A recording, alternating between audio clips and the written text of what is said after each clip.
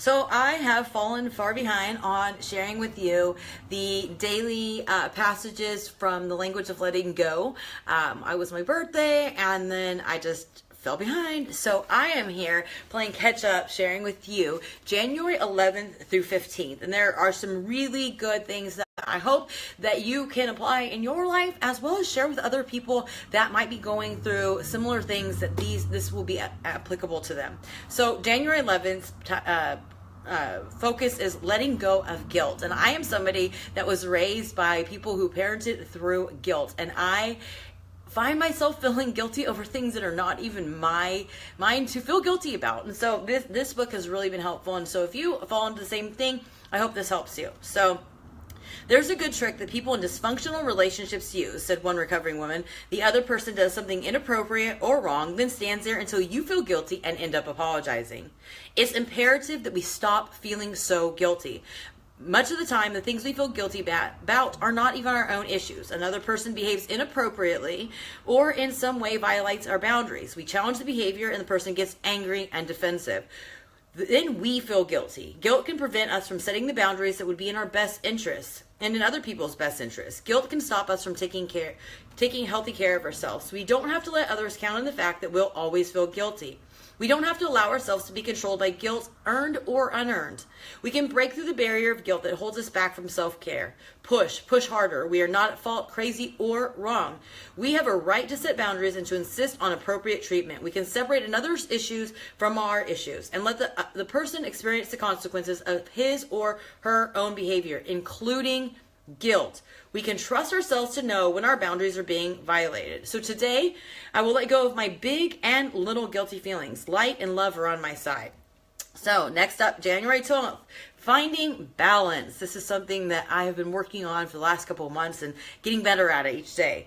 The goal of recovery is balance, that precious middle ground. Many of us have gone from one extreme to another. Years of taking care of everyone but ourselves, followed by a time of refusing to focus on anyone's needs but our own.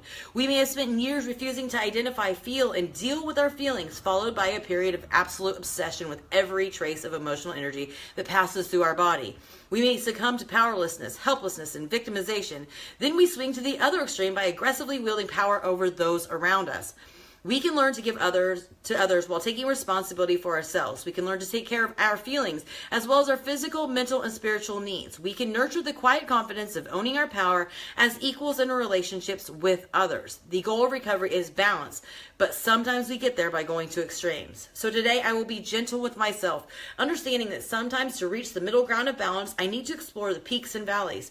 Sometimes the only way I can extricate myself from a valley is to jump high enough to land on a peak and then slowly ease myself down. January 13th, good feelings. When we talk about feelings in recovery, we often focus on the troublesome trio: pain, fear, and anger. But there are other feelings available in the emotional realm: happiness, joy, peace, contentment, love, closeness, and excitement. It's okay to let ourselves feel pleasurable feelings too. We don't have to worry when we experience good feelings. We don't have to scare ourselves out of them. We don't have to sabotage our own happiness. We do that sometimes to get to the more familiar, less joyous terrain. It's okay to feel good. We don't have to analyze, judge, or justify. We don't have to bring ourselves down or let others bring us down by injecting negativity. We can let ourselves feel good. So today I will remind myself that it is my right to feel as good as I can. I can have many moments of feeling good. I can find a balanced place of feeling content, peaceful, and good.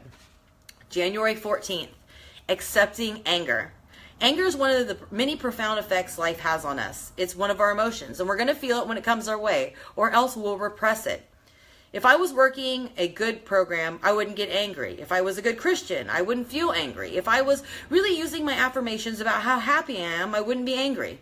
These are all old messages that seduce us into not feeling again. Anger is a part of life. We need not dwell in it or seek it out, but we can't afford to ignore it. In recovery, we learn we can shamelessly feel all our feelings, including anger, and still take responsibility for what we do when we feel angry.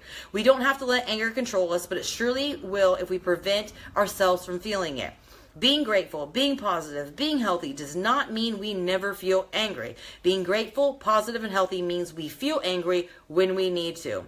That's one thing I was thinking about the other day, about how people always feel bad when they're feeling, struggles. Like, how are you doing with your sobriety? Oh, I'm really struggling and this and that. And I hear people, get down on themselves when they struggle or when they have these things. And here's the thing is, our feelings are our feelings. And it's okay. And any life without struggle is really, what kind of life are you living? You're just living a safe life. You're not really experiencing anything, or you're repressing it. So don't feel bad when you feel these things that are completely natural, but you are responsible for how you respond to them and how much control you let it have over your life. So today I will let myself be angry if I need to. I can feel and release my emotions, including anger, constructively. I will be grateful for my anger and the things it is trying to show me. I can feel and accept all my emotions without shame, and I can take responsibility for my actions.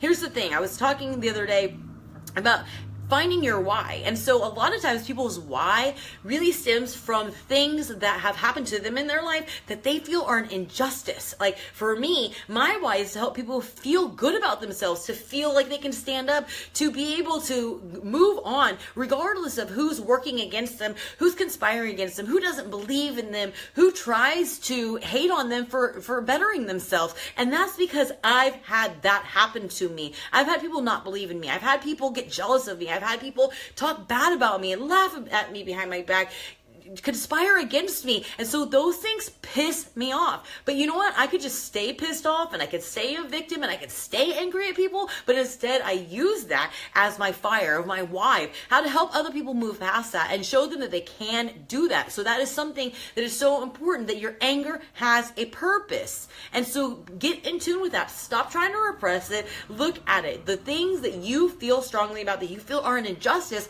may not be something that anybody else gives a shit about, but that's a clue to you, because of stuff that's happened to you that is important to you, and really being in tune with your values are really going to help you understand yourself and your purpose and your passion and where you want to go in life, what mark you want to leave, what legacy you want to leave behind. So anger is okay as long as you don't take it out on somebody else, and as long as you don't wallow in it and use it to conspire against other people and let your misery create more misery for somebody else. So finally, today's passage, January 15th, standing up for ourselves. We learn some behaviors have self-defeating consequences, while others have beneficial consequences. We learn we have choices. It is so easy to come to the defense of others. How clear it is when others are being used, controlled, manipulated, or abused. It is easy to fight their battles, become righteously indignant, rally to their aid, and spur them on to the victory. You have rights, we tell them, and those rights are being violated. Stand up for yourself without guilt. Why is it so hard then for us to rally on our own behalf? Why can't we see when we're being used, victimized, lied to, manipulated, or otherwise violated? Why is it so difficult for us to stand up for ourselves? There are times in life we can walk a gentle, loving path. There are times, however, when we need to stand up for ourselves, when walking the gentle, loving path puts us deeper into the hands of those who could mistreat us. Some days the lessons we're to be learning and practicing is the one of setting boundaries. Some days the lessons we're learning is that fighting for ourselves and our own right. Sometimes the lessons won't stop until we do. So today I will rally to my own cause. I will remember that it is okay to stand up for myself when the action is appropriate. Help me, God, to let go of my need to be victimized. Help me appropriately and with confidence stand up for myself. This is something that I've noticed that things have came up in the world and the news, and I've talked about it on social media. I remember the incident with the United Airlines, and I posted about something one day, and man, people came out of the woodworks, and there was so much rage and so much anger and so much negativity about how they felt, that how United was treating people. And the way I feel about this is, there's a reason when you get really riled up, and I see people going to bat and getting ugly and fighting for people that they don't even know, for a cause that really doesn't even concern them. But there's something deep down that triggered, and usually it's because there's some sort of injustice or something that is not been rectified or dealt with in your life, that really hits a nerve. So here's the thing is, if you feel so compelled to stick up for somebody, and you see somebody else going through something that you feel is unjust, take a look at your life. What is going on that hasn't you haven't found a solution to, you haven't found closure to, maybe, that this is very similar, because it's so easy to take your frustrations and the things that you won't deal with, or the things that you won't confront, and turn somebody else's thing into that, because that's your outlet. And a lot of people don't realize that. So when you catch yourself feeling, so riled up about something else that really doesn't concern you, ask yourself why it hits home, why it feels so uncomfortable, why it's so important to take a stand and to make a difference. And it's going to clue you into that. So I hope this has helped, and I'll try to stay better on track of doing, 1 or 2 days at a time instead of 5. But anyways, have a great Monday.